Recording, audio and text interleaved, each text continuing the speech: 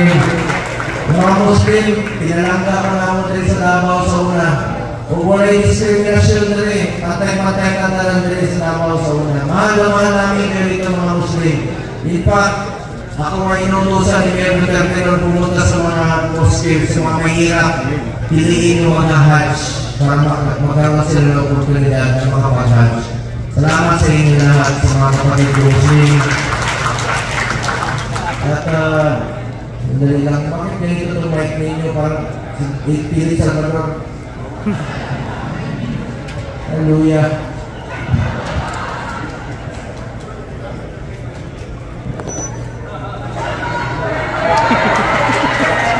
Okay na. Alam niyo si Pilit sa kanor, 71 years old na yan, ha? Pero, may asin pa yan. Kahapon, magkasama kami, basang-basa yung t-shirt niya. Naamoy ko. May asin pa talaga. Pero huwag kayo mag-alala, binilihan ko ng tawas. Kaya may bago siyang pangalan ngayon. Kilala niyo na? Ang bagong pangalan niya ngayon, Mr. Epektibo. Epektibo ang tawas. At ngayon, magiging epektibo siya sa lahat ng panahon. Di ba? May pakiusap na po ako sa inyo ng mga kasamahan ko rito sa PDP. Tulungan niya naman po ang aking mga kasamahan. And of course, mag-isisay ko na from left to right. Atty. Raul Ambino, galing po siya sa SESA noon. Panahon 2016, nagdadala yan, sinuporta talaga yan kay dating Pangulong Duterte. Palapakan naman sa Secretary Raul Ambino. And of course, itong pangalawa. Matagal ko na 2003 pa yan. Hindi na yan bago sa Davao. Kilala ng mga taga-Minsing na. Di ba? Kailan may Pilit? Di ba? Sila balik-balik din sa Davao, di ba? Si Pilit, idol ko yan, bata pa ako. Kahoy pa yung mga sinihan noon. 7 years old pa ako. Diyan sa Eagles House, kahoy pa yung sinihan. Kameron ko na. Idol ko yan sa pelikula, pero hindi sa totoong buhay. Ang dami mong anak. Pero, konti na yun. 31 po ang anak niya. Pero sa totoong buhay, 102 sila magkapatid. Buti na lang wala si Romeo. Wala si Romeo. Si Philip, 31 yung anak. 62 yung... Pero si Romeo, mabait ito. Nakalalig kayo doon, ayaw ko naman. Kakahan natin sila mga partner. Dahil masaya po ako. Una-una, salamat Senator Robin, Senator Philip. At sa inyong suporta sa Pangulong Duterte noon pa man. Nandiyan pa rin po kayo. At isa po ang ating pinaglalaban, paninindigan, magtulungan po tayo. At dito po ang aking partner ko yan si Senator Robin noon pa. Marinig ko yan sila magkwentuhan. Nainggit ako sa pinag-usapan nila. Kung ayaw ko naman sabihin kung may pinag-usapan ng kanilawan.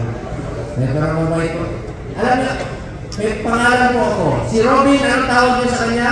Bad boy o Philippine movies. Bad boy si Robin. Ako, good boy.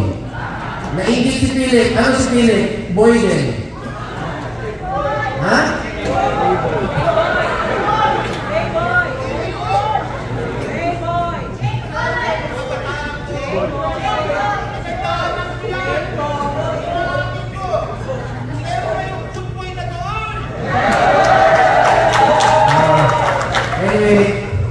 Mga kababayan ko, mga kapartido, kasi si Philip, 71 years old, nagawa niya lahat, 16 na Best Actor awards na po sungkit niya, 27, si Senator Robin ganun din po.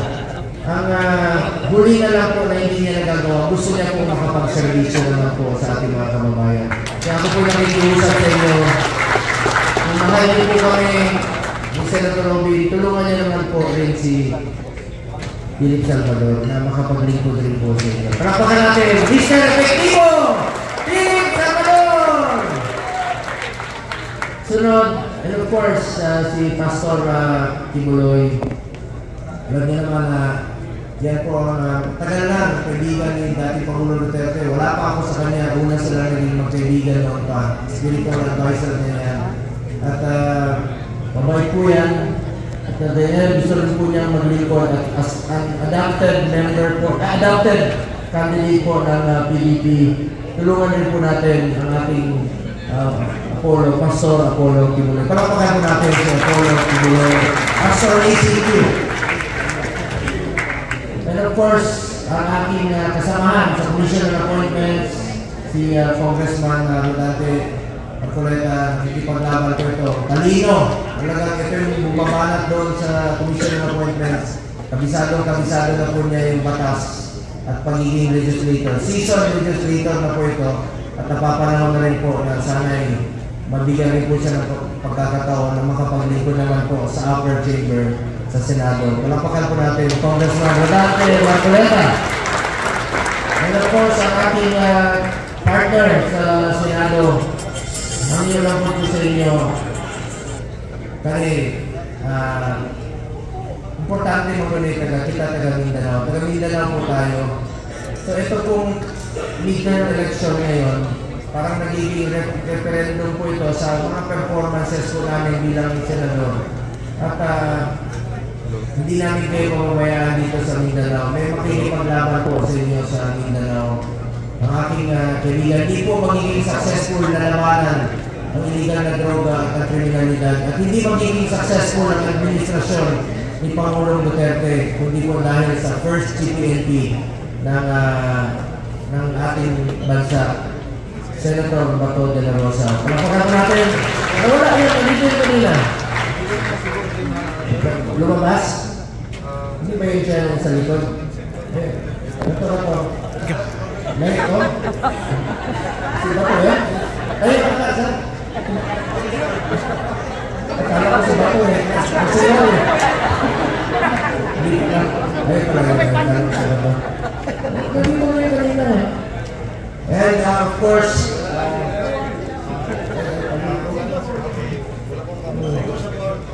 dito rin po ang, ako naman yung susunod. Ako naman, salamat sa inyong suporta at tiwala. At huwag kayo magpasalamat sa akin kanina, may lumapit. Dami na papasalamat. Sir, salamat sa tabang, salamat sa tulong sa mga proyekto. Huwag ko kayo magpasalamat sa akin.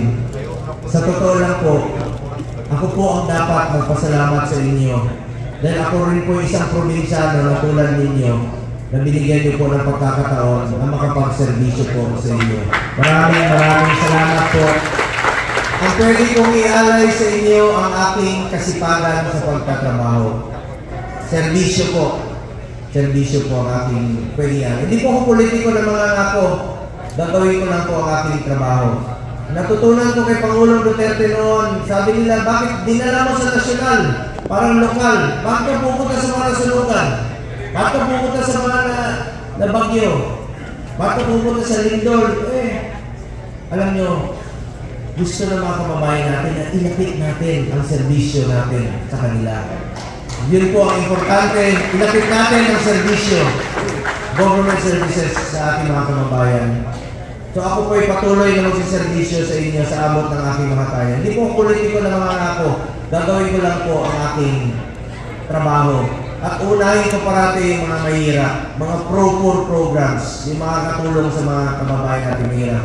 Malasakit Center, Super Health Center, ito po Regional Specialty Center. At bilang chairman ng Senate Committee on Sports, isa pong paraan na labanan natin ang illegal na droga through sports naman po ito.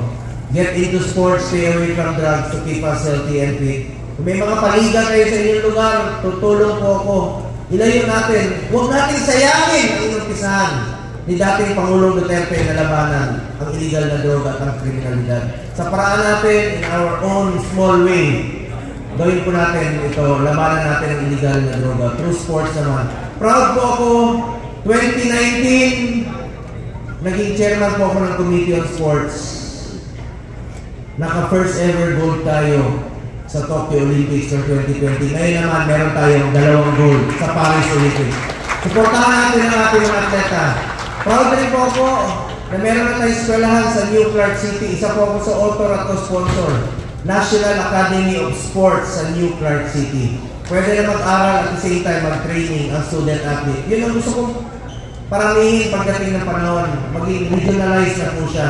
Halimbawa, dito sa Tagum, meron na silang planong i-adapt na magkakaroon na rin po ng National Academy of Sports sa Region 11. Para yung mga scholars, marami na scholars sa New Clark City. Sayang naman yung pasilidad na pinatayo natin ng SEA Games na hindi magagamit. Ngayon, magagamit na ng ating mga scholars, student athletes. Pwede na sila mag-training at the same time, mag-aral, walang masasakripisyo.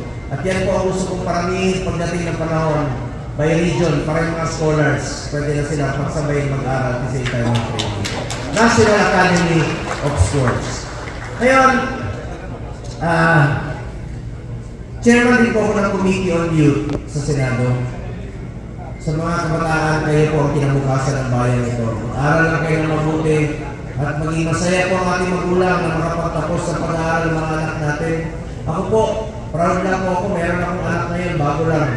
CPA lawyer na siya. Siya po yung sumakum laude ng number 1 sa klase nila sa accountancy 2019 sa De La Salle. Ngayon naman, class valedictorian ng School of Law sa Maynila. CPA lawyer na siya, 26 years old. Tayo naman, bibigay talaga natin para sa ating mga anak. Kaya sa mga kabataan, aral kayo ng mabuti para naman maging masaya po ang ating mga magulang. Konsuelo po ng mga magulang yan. Palakpakan natin ang ating mga magulang sa sakripisyo na ginawa nila para sa atin. Balikan ko lang po ang Malasakit Center. Meron ako tayong 166 na Malasakit Center. Alam, sa Lanao, meron yan. Lanao del Norte, Lanao del Sur, marami yan. Cotabato, Maguindanao, alam niyo, sa Hulo, meron. Tawi-Tawi, Basilan, Zamboanga del Norte, Zamboanga del Sur, meron yan. 166 yan sa buong Pilipinas. 93 sa Luzon, 30 sa Visayas, at 43 po sa Mindanao. Pwede niyo lapitan po ang Malasakit Center. Yung Super Health Center, iba po ito sa Malasakit Center. It's a medium type of a polyclinic. Yan po ang aking sinusulong ngayon. Halimbawa, sa inyong mga bayan, ito po Super Health Center, pwede na dyan mga anak, dental, laboratory, x-ray, dyan na yung konsulta ng PhilHealth. Ang mga buntis, dyan ang mga anak. Yung hindi pa buntis, may pangalan pa kayo magpabuntis. Meron tayong pinuntahan. Batanggin, Bisaya man po na taga Davao. Pero Batanggin niyo po ang aming pamilya. Tesoro. Kita niyo dyan yung Tesoro. May Pilipinas yan. Taga Batangas yan. Meron akong pinuntahan sa Batangas. Super Health Center. Island. 2 hours ang biyahe sa Bangka at papunta po doon sa hospital. Yung buntis, sabi niyo, nangangalak sa Bangka, sa tricycle. Ngayon, meron sila sa Super Health Center. Doon, pinuntahan namin sa Lake Cebu. South Cotabato. Sino taga South Cotabato sa inyo dito? Pinuntahan na namin ni Kuya Epe. May nanganak doon, Timuli Tribe, hindi mo. Masaya-masaya yung mayor at yung kapitan. Sabi na, sir, pangalanan namin sa iyo yung bata. Kasi bago ka dumating, pinanganak na yung bata. Pagtingin ko sa bata, babae. So, paano pangalanan sa akin lalaki ko? Sabi na, sir, hindi problema yan. Pangalanan namin yun, Bongga. Ito yun, ha? True to life story yun. Magkakaroon po ng mahigit 700 na Super Health Center sa buong Pilipinas po. Yan po ang paramihin natin, lapit natin ang servisyo na dito sa ating mga pamamayan. Alam nyo, Super Health Center, dyan na po yung konsulta ng PhilHealth. Ang PhilHealth, sobra-sobra ang pera. Di ba? Nagalit niya ako dyan sa Senado. Kami ni Senator Robin. Galit na kayo si Robin. Senator Robin yun. Sabihin ko ba yung ginawa ko? Pinuntahan niya sa record. Sabihin ko sana, pero galit na galit na. Doon ko nakita ako, galit na galit. Galit na galit sa PhilHealth. Alam niyo bakit? Habang naghihingan ang mga pasyente, takot ang hospital, sobra-sobra pera ng PhilHealth. Kaya na, kinuha na national government yung pera nila, excess funds daw, kasi sobra-sobra yung pera nila. Eh bakit hindi nila ginawa noon, i-expand yung benefit packages, increase case rates, nagawa nila this year. Ba't hindi ginawa last year, wala kayong sobrang prodo? Ang PhilHealth po, Medical insurance yan. Hindi negosyo yan. Dapat meron tayong masasandalan. Pag nagkasakit tayo, meron tayong maasahan. Diba? Buti na lang, may malasakit center na pumapuntahan sila. Pag kulang yung, alam, maliit. Meron mo sa Camarines Norte, kay Governor Padilla, kapatid ni Senator.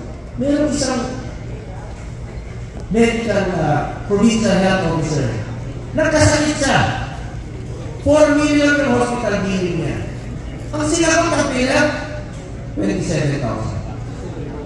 Nagkasakit ka muli, 6 million. Ang sinagot ng pila, 29,000. Ang sinagot ng pila, 57,000 out of 10 million. Ang na-contribute niya sa pila, 200,000 sa sweldo niya. Nalugi pa siya, nakakalungkot, namatay pa yung provincial health officer ng Camarines Norte. Kaya dapat po ang PhilHealth, taasan niyo yung packages ninyo. Ngayon, nangako sila. Pinapirma ko talaga. Nangako sila, dental, nililibre nila, check-up. Check-up sa mata, salamin, yung top 10 mortality diseases, yung sakit sa puso, 2 million na rin coverage nila, yung dialysis, dalagagan pa nila. Babantayan ko po itong PhilHealth para sa Pilipino. Meron pa akong napansin noon, single period of confinement policy, tinanggal na nila. Alam niyo, pag na-admit tayo ng sakit, halimbawa, pneumonia, diarrhea, kasi tabi sa kumakain, bleeding, nagka-bleeding ka bukas, after 2 weeks, nagka-bleeding ka ulit, ayaw na nila recover. Kalukuhan naman yun, mapigilan mo mga magkasakit ulit. Ngayon, tinanggal na nila yung single period of confinement policy dahil sa ating pagpupursige. At ito pong 24-hour confinement policy na kailangan mong magpa-admit ng 24 hours.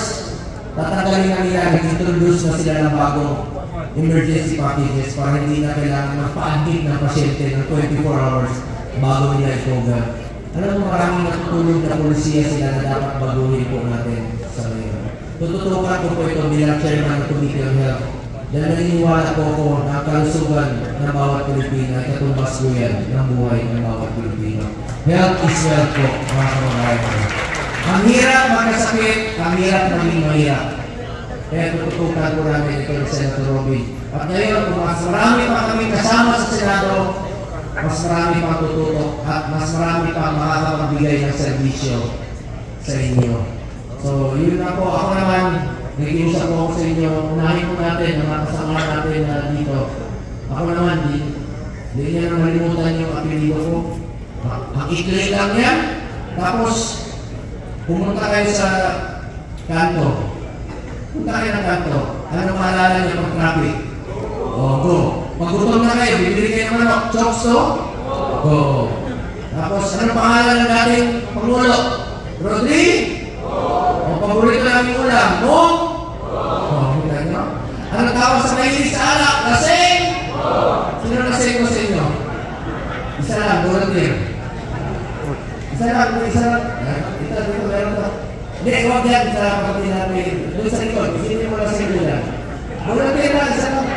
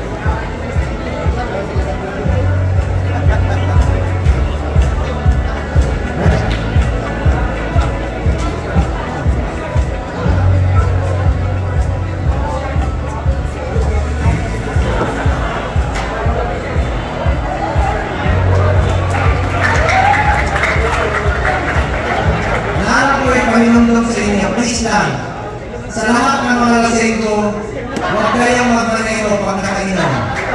Pag may nangyari sa inyo, ako na naman paalala niya, pag kayo kaya? Oo, hindi ko pa rin nasabi. Ano paborito natin araw? Ning? Sa Bisaya, Duming? Kung sa'yo paborito, hotel ng Pilit?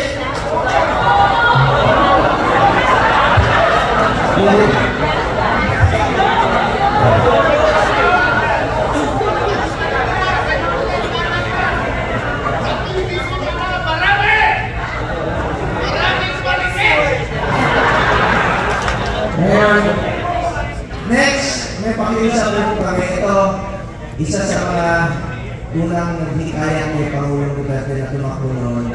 Yung takbo, kumanta, naging ahulalo po siya, nagservisyo po siya sa administrasyon ni Pangulong Duterte. Si ating manamahal na Atty. Ginny Bondo. Pagkakalipot mo natin. And last but not the least, ito po, abogado ko ito. Pangalan ko 2015. Alagang may ipaglaban ito kay Mayor Duterte noon sa Pagulong. Yung mga damo sa mga pariti na ako na ito. Talagang paitan ko ito at magigipaglaban ko. Totoo po yung sinabi niya. Magigipaglaban po ito sa atin. At magaling. Tulungan po natin, Atty. J.B. Nino. Palapakan po natin, from Negros, from Bisaya. Ako, damo ko sa pariti ng mga ilong ko. Karang ilong ko, pariti ko. Bisaya ko na patagin niyo, pero damo ko sa pariti ng ilong ko. Kaya mga ilong ko, ang tawag sa kanila, ilong. Ang pangalan ko, Bong. Salamat. Anyway, salamat sa inyong oras sa lahat ng mga PDP members. At gusto ko rin pong pasalamatan ang ating minamahal na former President, ating incoming Mayor, Rodrigo Duterte. Wala po ako dito sa aking tinatatay Maldita Senador. Hindi po dahil sa kanya. Palapakan natin, tulungan po natin ang PDP. Ang laban ng PDP ay para po ito kay Pangulong Duterte, para po ito kay Vice President Inday Sara Duterte.